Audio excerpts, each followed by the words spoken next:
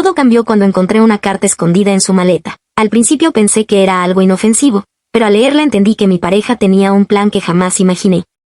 Nunca he sido una persona desconfiada. Siempre creí que el amor, para funcionar, necesitaba un punto ciego, ese lugar donde decides no mirar demasiado porque confías. Con él era así. Llevábamos casi 6 años juntos, compartiendo un departamento pequeño, rutinas aburridas y sueños que parecían claros. Oh, eso pensaba yo.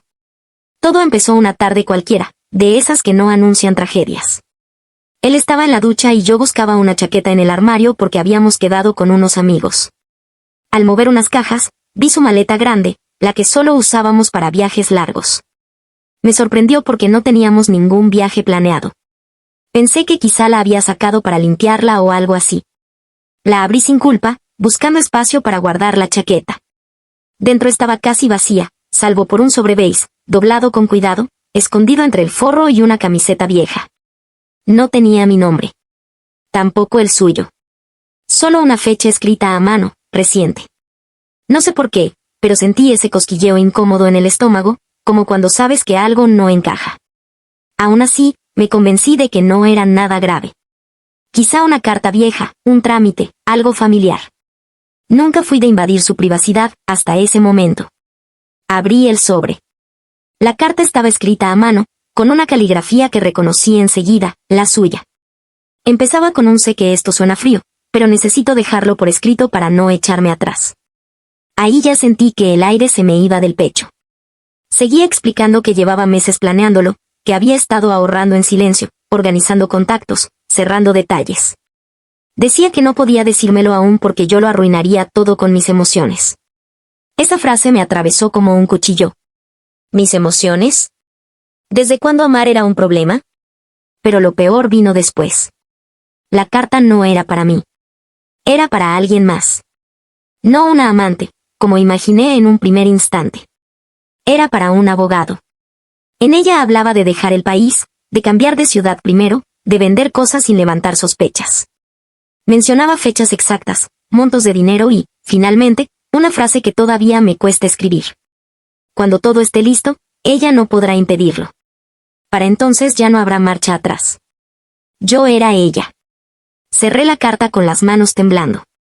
En ese momento él seguía en la ducha, tarareando como si nada. Yo estaba paralizada, sentada en la cama, con la sensación de que la persona que creía conocer se había desmoronado en segundos. Durante días no dije nada. Guardé la carta exactamente donde la encontré. Me convertí en una actriz dentro de mi propia vida. Sonreía, cocinaba, escuchaba sus planes a corto plazo, planes que ahora sabía que eran mentira. Cada te amo sonaba hueco. Empecé a observarlo con otros ojos. Detalles que antes no me parecían raros comenzaron a encajar de forma siniestra. Las horas extra de trabajo, las llamadas que salía a contestar al balcón, el dinero que ahorrábamos pero que nunca veía reflejado en nuestra cuenta común. Una noche, mientras él dormía, revisé su computadora. No me enorgullece, pero necesitaba entender. Encontré correos con inmobiliarias en otra ciudad, mensajes con su jefe negociando una transferencia y conversaciones con ese abogado. Todo era real. Todo estaba en marcha. Lo más devastador no fue descubrir que pensaba irse. Fue entender que su plan incluía dejarme completamente desprotegida. Había documentos donde hablaba de romper el contrato del departamento a último momento, de mover el dinero antes de avisarme, de hacerlo rápido para evitar escenas. Yo no era su pareja. Era un obstáculo logístico. Recuerdo haber cerrado la computadora y haberme quedado sentada en el suelo, abrazándome las rodillas, tratando de no hacer ruido mientras lloraba. Me sentía estúpida, traicionada y, sobre todo, invisible. Decidí que no lo confrontaría. No de inmediato. Si él llevaba meses planeando su huida, yo también podía planear algo, protegerme. Hablé con una amiga abogada sin darle demasiados detalles al principio. Empecé a mover mi dinero, a recopilar documentos importantes, a buscar opciones de vivienda. Todo en silencio. Cada día era una actuación perfecta. Él no sospechó nada. Un viernes por la tarde, llegó a casa con una sonrisa extraña. Me dijo que en unas semanas tendría un viaje corto por trabajo. Yo asentí, fingiendo normalidad. Sabía que ese era el comienzo del final. Esa misma noche, cuando él se fue a dormir, tomé la carta de la maleta. La releí por última vez. Ya no lloré. Sentí algo distinto, claridad. A la mañana siguiente, mientras él estaba fuera, dejé el departamento. No me llevé todo, solo lo esencial. Antes de irme, dejé la carta sobre la mesa, abierta, con una nota mía encima que decía: leí tu plan. No te preocupes, no lo arruinaré con emociones. Solo quería que supieras que ya no tienes nada que planear conmigo. Bloqueé su número después de eso.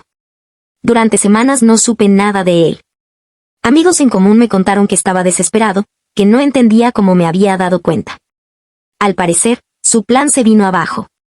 El abogado se retiró del caso, su trabajo no aprobó la transferencia y tuvo que enfrentar consecuencias que nunca pensó. Yo, en cambio, empecé de nuevo.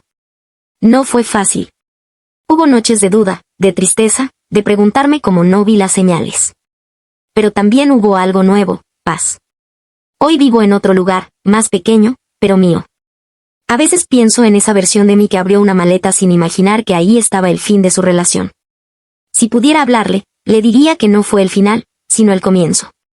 Porque a veces, las cartas que no están destinadas a nosotros son las que más verdades revelan. Y aunque duela leerlas, también pueden salvarte de vivir una mentira mucho más larga.